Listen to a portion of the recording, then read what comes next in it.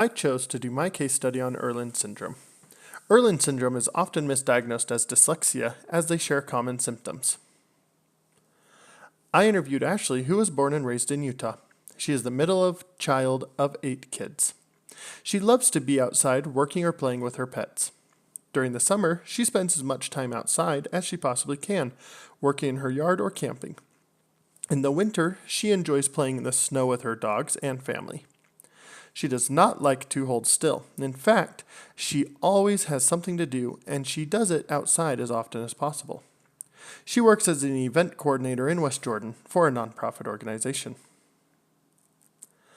As a child, Ashley seemed like any other kid. However, as school started, her family and teachers noticed she had a hard time keeping up with her work.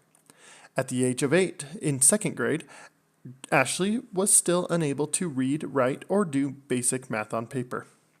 Her teachers and family started to look for answers. 6 months later, she was diagnosed with Irlen Syndrome. She immediately started into private tutoring for reading, writing, and math.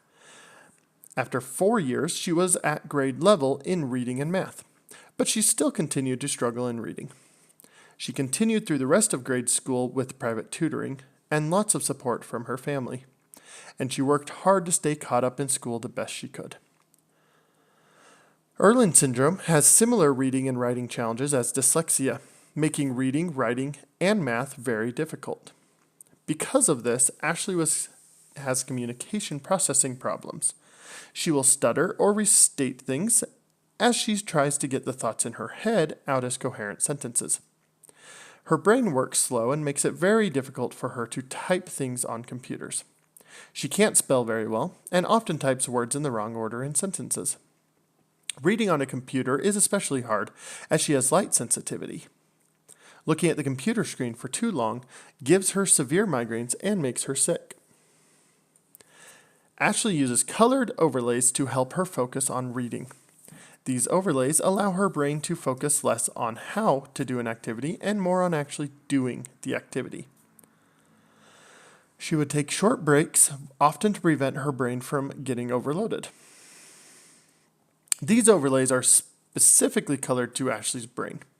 Just like everyone with Irlen Syndrome, they have a different color they overlay on paper or on their computer screens, which works for their brain. Ashley usually works from 9 a.m. to 5 p.m. Her job allows her lots of opportunity to move around and be active. She has to do very little amounts of reading, writing, or sitting. When she has to write reports or send important emails, she has an assistant that helps her type things out. When she gets home from work, she typically finds an active activity to keep her busy for the rest of the night. I think the program Grammarly would be very beneficial to her. It would allow her to fix any spelling errors she made and help correct when she gets words in the wrong order. The basic package is free. For the paid version for the program, it's only $30 a month, a small price to pay for peace of mind. This program is very user-friendly. Simply download it to your computer and it starts working. It would give her confidence in the freedom to write without the need of an assistant.